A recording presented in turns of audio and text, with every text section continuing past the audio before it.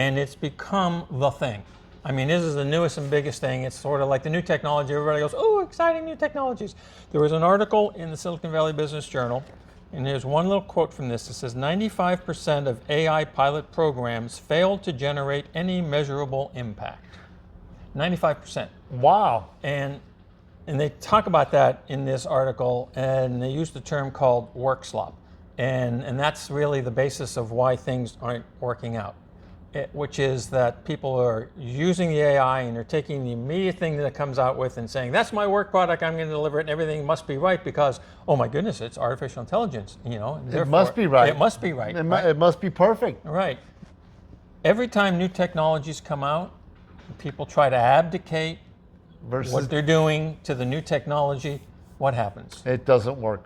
Why? Well, because you're depending upon that new technology to be accurate.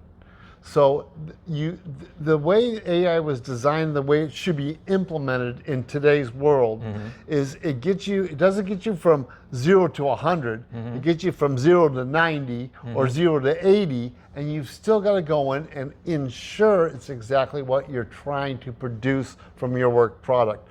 Otherwise, you've got rework, which is what happens right now. Is it goes out, oh no, and it gets further down the road than it normally would have. It's not where it needs to get. In the normal one, you'd edit it, and you'd edit it a couple times, and then you'd have your final work product. Right. Well, now they're going, final work product, oh no, and you've got to go back, and it causes a lot of rework, so the efficiencies go down by not following a thorough process of review before distribution. Process. That's key. We talk about process all the time. All the time. So what's happening is that people are saying, oh, I'm just going to use the AI and therefore it's done.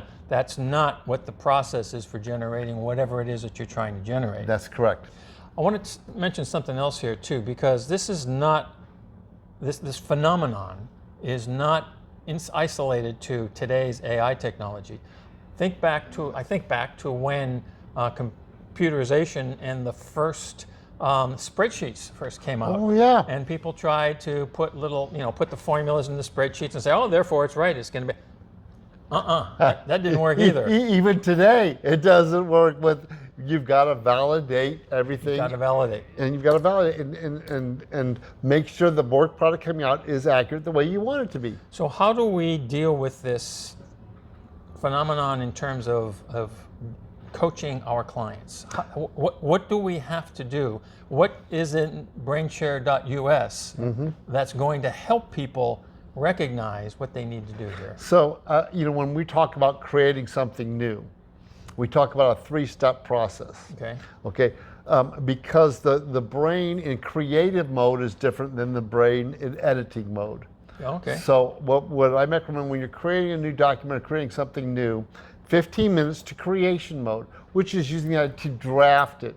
Okay. And then sleep on it 24 hours. Let your subconscious mind process what you're actually creating, and then come back in and edit it for 15 minutes. And that's the piece that's missing right now, is people want to go from drafting to completion all in one step without going through the process of editing and then finalizing. Right. So you're going from creation to finalization, and you're never going to get the product you want. Never going to get the product you want. So create, edit, finalize. Okay.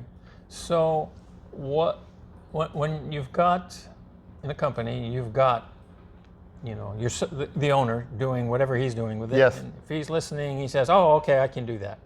He's got 2, 3, 10 people that are utilizing things. One of the things that this article was talking about was that a lot of businesses are instructing their staff to utilize the technology, but they're not necessarily putting guardrails around it. Or the parameters or how to use. So they're saying, go use this.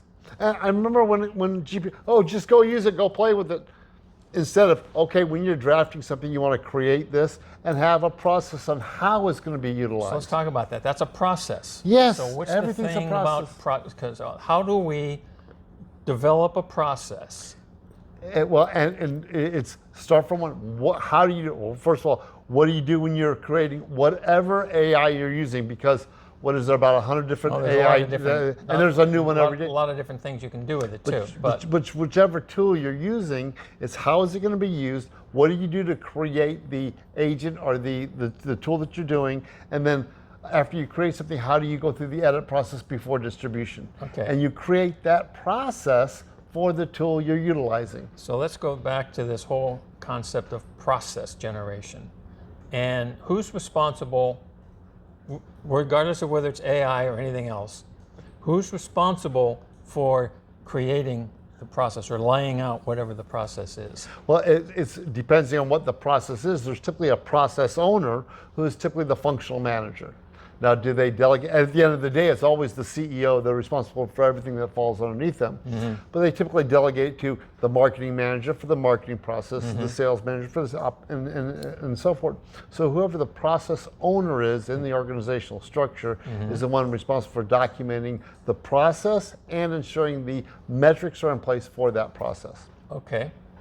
And then how do you make sure that it's going the way that the process is being followed, I guess, is the question. Well, by the output. By the output. Yes, so if you're not getting the output you want, then you got to figure out where the process breakdown is. Ah, okay. So this is part of your metrics. When something goes out, it's got the right tone, the messaging, everything. Is it hitting what we want it to do? If it's a piece of marketing material, it's typically some kind of marketing metric. You know, are we getting the views we want? Mm-hmm, you know, mm-hmm. Those metrics that are all there in your analytics. Got it. Okay.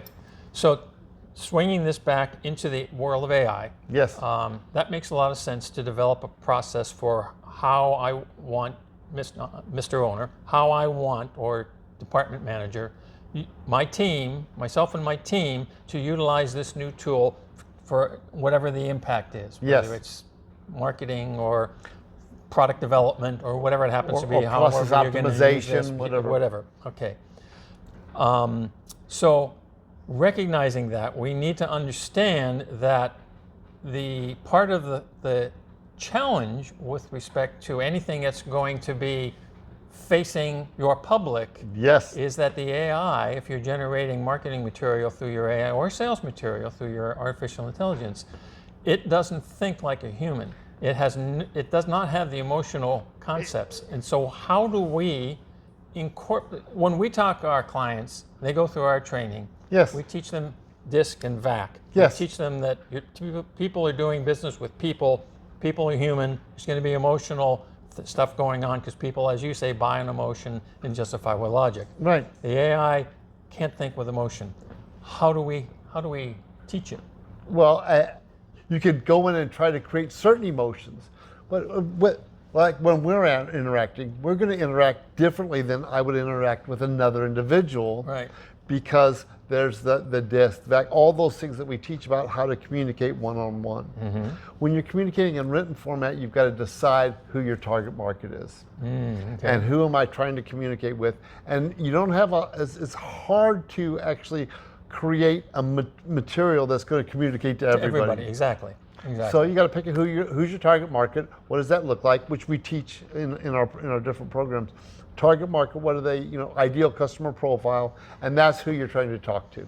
So, and you can program things to get close to that, you get close to it, but you still got to put the final touches on it. Yes, and an additional nuance that I'd like to throw in on that is that your target market, yes. once you define exactly what that is, those individuals are likely to be of a multiple of DISC profiles. Yes. So it's perfectly acceptable to develop material that speaks to the D, that speaks to the I, that speaks to the S, that speaks to the C. Yes. Because you if you're not doing that, you're not going to have the breadth of, you're not going to have the impact for the breadth that you're going to have. Right. And if that's what you're trying to communicate, so it all goes back to what are you trying to communicate? Have you defined that well enough? Mm-hmm. And then communicated that to your tools and to your review process. Fantastic. Okay. Thank you, Joe. My honor and privilege.